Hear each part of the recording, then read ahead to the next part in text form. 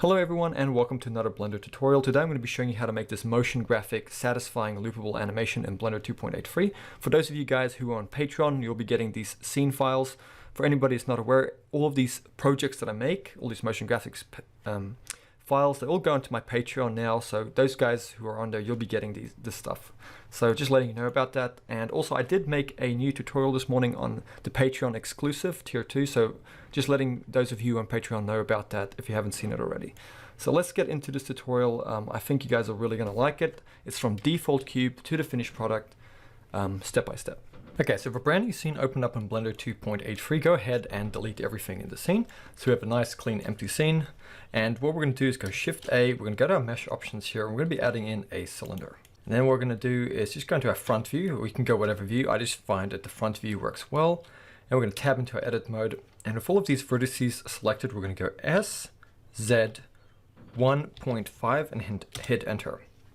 So what we've done, we've scaled it 1.5 along the Z axis. So let's just tab out of edit mode and we're going to add a few basic modifiers to this. So let's go to our modifiers tab here, click on add modifier and then go down to the bevel modifier.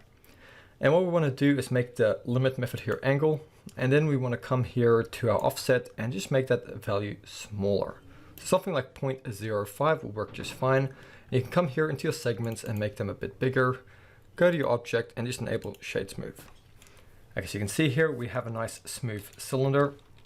And then what we want to do is tab into edit mode, go Control R, add in a loop cut in the middle, and then hit V and right click to let go, and then go Control L and then X and delete vertices. So what we've done now is cut it in half, delete the bottom row vertices. Then we're going to add a modifier, add in a mirror modifier and enable clipping. With that done, we're going to go and click on the Z here. And that's going to mirror it in the Z, so we can go here and disable the X. And here we have it now mirrored. That's just going to make our work a little bit easier. So what we're going to do now is go Shift, Alt, and just select these vertices here by clicking on them. They should all be selected. And then go E, S, and just scale it in to about 1/4 of the size of this circle. And then what we're going to do is go E to extrude and extrude it down like so. And then go P and separate by selection. So now tab out of edit mode. Now this guy here is its own object and it has the same modifiers applied by default, which is really good. So now tab into edit mode on that guy. A to select everything and then E and just scale this up to here. Like that. And that should be mirrored on both sides. That's really good. So if that's done, grab this guy and we're going to apply the mirror modifier. And then we're going to tab into edit mode, deselect everything and just select these bottom vertices. Shift Alt, click on here, select these bottom vertices. Then go E, S, and just scale into here, and then E to scale down. I'm just going to scale it down to here. We're not really going to see this, so you can drag it as far as you want. It doesn't really matter. We're only going to be seeing this kind of top bit over here in our final render. So something like that is just fine. Okay, now what we want to do is come in here and go Shift A, go to our mesh options. We want to be adding in a cylinder, and we're going to go RX90 and hit enter. And what this is going to be doing is, I'll just show you. So let's grab this cylinder here and holding in Shift, select this middle bit of the cylinder. And then we're going to go G, X and just move it over to the side. And we could hold in Control so it snaps perfectly to the side here. But what we want to do is just move it over one little grid space. So it's not quite on this blue line here. It just needs to be a little bit over. So generally we would hold in Control and snap it to here. But we want it a little bit over so there's space for the chord on our swinging pendulum to kind of come through here. Then we're going to go Shift A, we're going to go to our empties, we're going to add in a cube here. And then we're going to click on this guy here, the main cylinder, just minimize the mirror. And we're going to add in another mirror modifier, and that's going to be this guy here. Then we're going to come here and select that empty. So now it's mirrored across this empty, so if you move that, you can see that moves. So that's good. So let's just make sure it's on X by default, which is what we want. So we can just go minimize that. That's really good.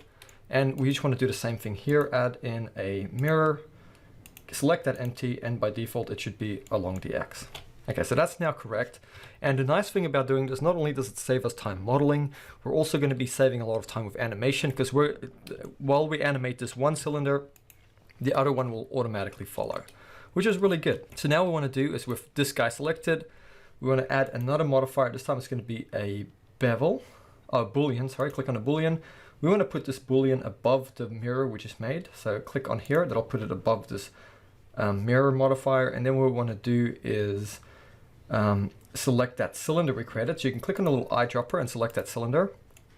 And this cylinder, we're going to move it. So we're going to hit M and we're going to go new collection.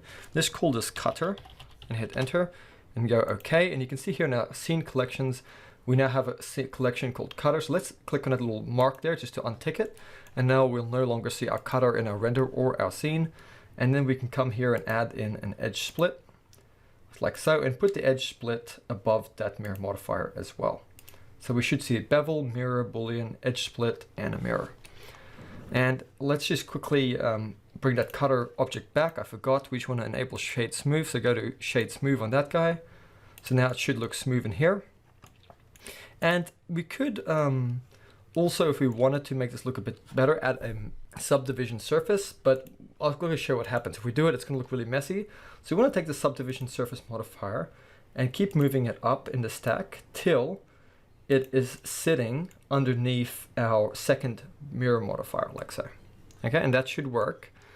But the problem is if we were to come in here and grab this guy and animate it, this cutter object will just be cutting wherever it's moving around. It's not going to be moving with it. So what we can do is with our cutter in the scene, just select this cutter, holding in shift, select the main cylinder here, and then go Control P, and we're going to go Object, Keep Transform. So now if we rotate this, that cutter will go along, and it'll make sense. So now if we rotate it, you can see it's moving along. That's what we want, and we can pretty much now get into our animation. The only problem is if we were to go into here, we couldn't actually add a separate material to this cut in the inside. So we're going to have to apply our boolean. So what we're going to do is come here to a boolean and apply that, but that's going to mess things up if we don't first apply the mirror, this guy, and we also have to apply the subdivision surface and get rid of, oh yeah, we had to apply the bevel first. So quickly undo that, sorry.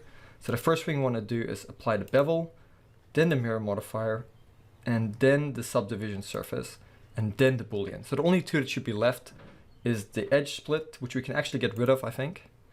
Now we're going to have to keep that, so just go Control Z to undo that.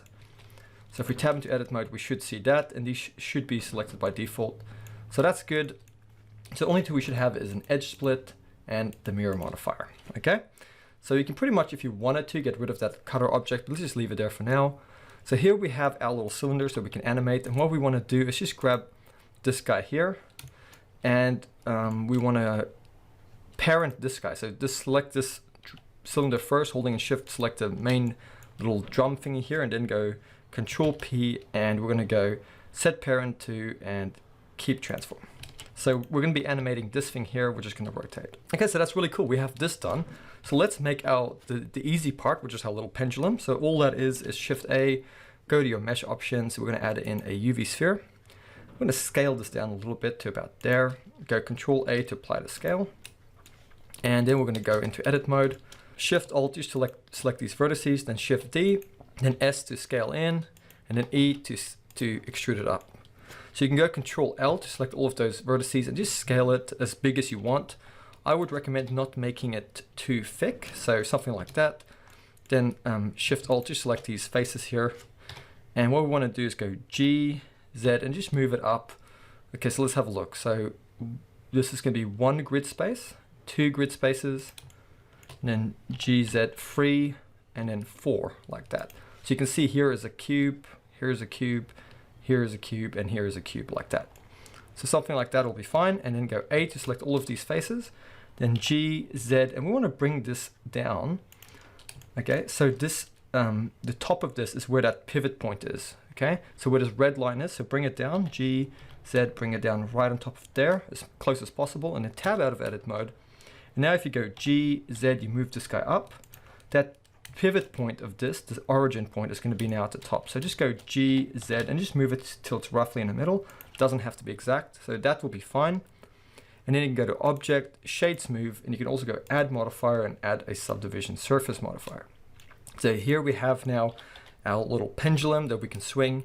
We have this guy ready, so we can now do our animation. Okay, so to get started with our animation, just go here to the end frames value. We want to make this 160 frames. So type in 160 and hit enter, because we're going to be working with 160 frames.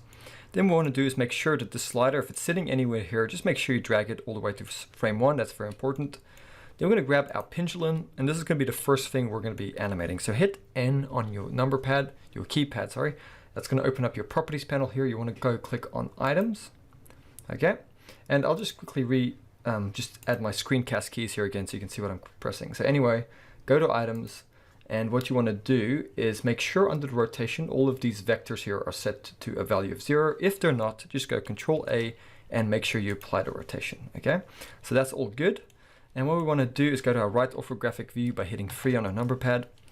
And what we're going to do is we want to rotate this -45, which is this way, on our global x-axis. So let's go to the x value here, and we're going to type in negative, so hit minus, and then type in 45 and hit enter.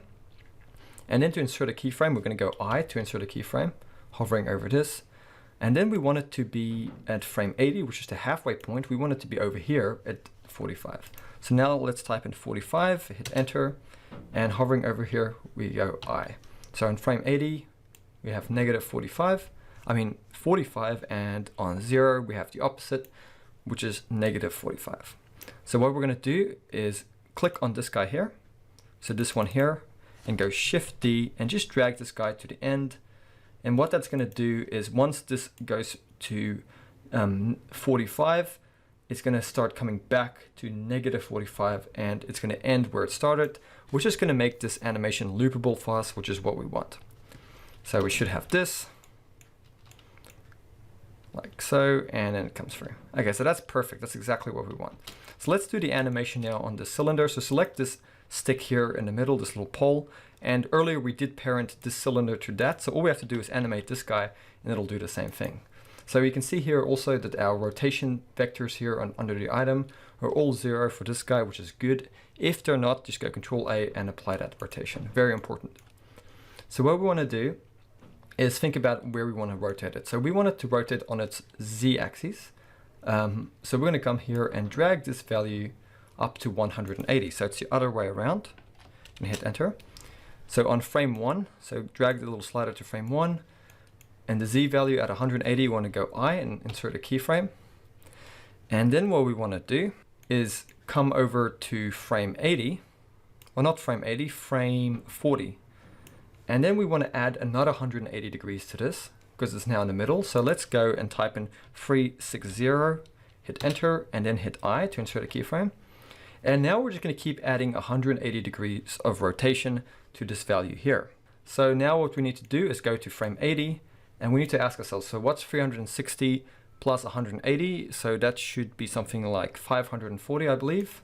So type in 540 and hit enter. And then hovering over here, go I.